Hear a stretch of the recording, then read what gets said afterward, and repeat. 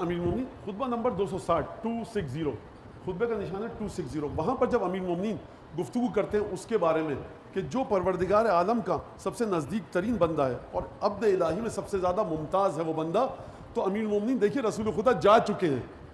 خوب توجہ کیجیے گا. مجھے نہیں پتا کہ علم نفسیات کو جاننے والا کوئی بیٹھا ہے یا نہیں بیٹھا، کیونکہ مجھے تو نہیں آتا یہ علم، لیکن بہرحال تھوڑی بہت شد بد جو ماہرین نفسیات سے سنی اور سائیکالوجسٹ اور سائیکیٹرسٹ حضرات سے، وہ یہ کہ رسول خدا جا چکے ہیں. من کنت مولاہ فہذا علی مولا کہہ کر جا چکے ہیں. انا مدینۃ العلم وعلی بابوہا کہہ کر جا چکے ہیں. انا مدینۃ الحکمت وعلی بابوہا کہہ کر جا چکے ہیں.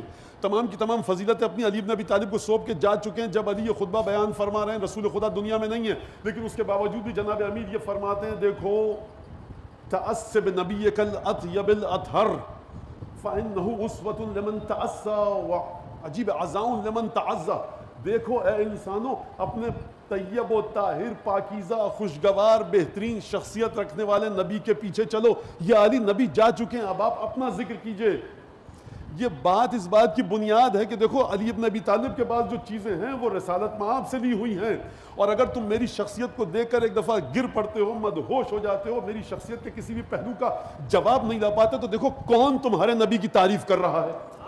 اگر سمجھنا ہے نبی کو تو وجود علی ابن ابی طالب کے ذریعے سمجھو. فرمایا کہ اپنے اس نبی کی تأسی کرو، پیروی کرو کہ جس کی یہ فضیلت تھی کہ جو اطیب ہے، اطہر ہے، پاک و پاکیزہ ہے. اور پھر اس کے بعد سب سے بنیادی چیز کیا ہے جو نبی کریم لائے؟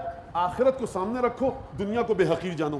ایک دنیا کو بے حقیر جاننے کا مرحلہ یہ ہے کہ حرام کام مت کیجئے، واجبات کو انجام دیجئے. ایک اور مرحلہ بڑھا، مستحبات کو مت چھوڑیے، ترک مت کیجئے، مکروہات کو چھوڑ دیجئے. اپنی زبان کو حرام سے پاک رکھیے، اپنے گھر کو حرام سے پاک رکھیے. ایک مرحلہ یہ ہے نبی کریم کی تأسی کا کہ حتیٰ اس مرحلے پر آئیے کہ جہاں پر آپ نبی کریم کی سیرت کو دیکھ کر اس زندگی کے مطابق چلیں. بہت سے حلال چیزوں کو چھوڑ دیں، آپ بہت سی مکروہات چیزوں کو چھوڑ دیں. وہ حلال چیزیں کہ جو نبی کریم نے اجازت دی ہے، آپ کو لگتا یہ ہے کہ میں اس کے ذریعے نبی کی محبت سے دور ہو جاؤں گا، ان کو چھوڑیے. لہٰذا ایک مسئلہ نبی کریم جو لے کر آئے وہ یہ کہ دنیا سے محبت کو چھوڑو، آخرت کی محبت کرو. اب یہاں پر آخرت کی محبت، انسان اگر ماہر نفسیات ہو تو کبھی کبھی یہ کہا جاتا ہے کہ وہ شخص کہ جو طیب و طاہر زندگی گزار رہا ہے وہ اس لیے کہ لوگ اس کے مرید بنے، وہ مرشد بن جائے، پیر صاحب بن جائیں، چڑھاوے آئیں، روپیہ پیسہ سونا چاندی دولت آئے تاکہ پھر یہ ایک مقام تک پہنچ سکیں. تو ان کی زندگی کو دیکھ لو، ہیں تو بڑے پیر صاحب، مرشد، گدی نشین، سجادہ نشین، دنیا کی ہر تعیش کی چیز ان کے پاس ہے. ان کے مرید بیچارے ننگے پیر، شکم میں غذا نہیں، سر پر چھت نہیں، گھوم رہے ہیں. تو یہ پہلا مرحلہ. تو وہ جو نمازیں تھیں کہاں گئیں؟ وہ نمازیں عبادتیں اس لیے تھیں کہ دنیا جب آ جائے تو پھر ان نمازوں اور عبادتوں کو وسیلہ بنایا جائے. نبی کریم نے زندگی سادہ اور نہایت ہی قسم پرسی، نہایت غربت فقر کے ساتھ گزاری، نہایت سادہ زندگی گزاری. اب لوگ یہاں پر ماہرین نفسیات کہتے ہیں کہ ایک اور مرحلہ وہ اس لیے کہ حکومت تک انسان پہنچ جائے، اس لیے وہ یہ کام کرتا ہے. اسے مرید نہیں چاہیے ہوتے، اسے فالوورز نہیں چاہیے ہوتے، حکومت چاہیے ہوتی ہے. مدینے میں جب آ کر ہیڈ آف دی اسٹیٹ بن گئے تب بھی زندگی ویسی رہی. پھر یہاں پر ماہرین نفسیات آ کر کہتے ہیں کہ بعض کو یہ نفسیاتی بیماری ہوتی ہے کہ لوگ ان کے اگر ہاتھ چومیں، ان کو عالی جناب، حجت الاسلام، فلانی صاحب، پیر، مرشد، یہ سب کہیں.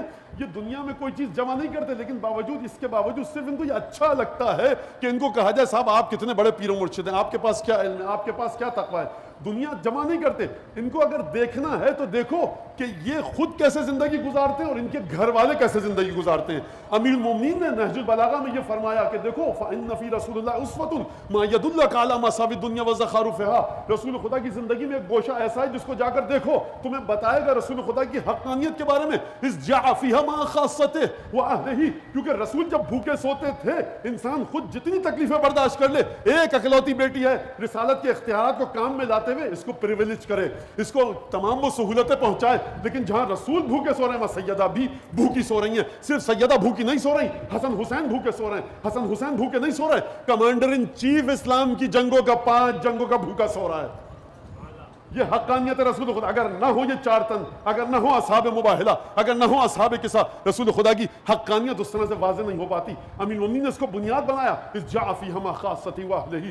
رسول خدا نے اپنے جو نزدیک ترین لوگوں کو دیکھنا ہے نا، تو دیکھو کہ ان کی طرح تکلیف میں کس نے زندگی گزاری، وہ کون تھے. یہاں پہ شرم اور حیا آئی امیر المومنین کو بیان نہیں فرمایا. میں تھا، میری زوجہ فاطمہ زہرا تھی، حسن حسین تھے. یہ تو عصمت کے مرحلے پر ہیں. فضہ بھی ہمارے ساتھ بھوکی سوتی تھی. لہٰذا ہم اس رسول کی بات کر رہے ہیں، اور یہ رسول جو دنیا کو ٹھوکر مار چکا ہے. امیر المومنین کا ایک جملہ، ولم يعر الدنيا طرفا.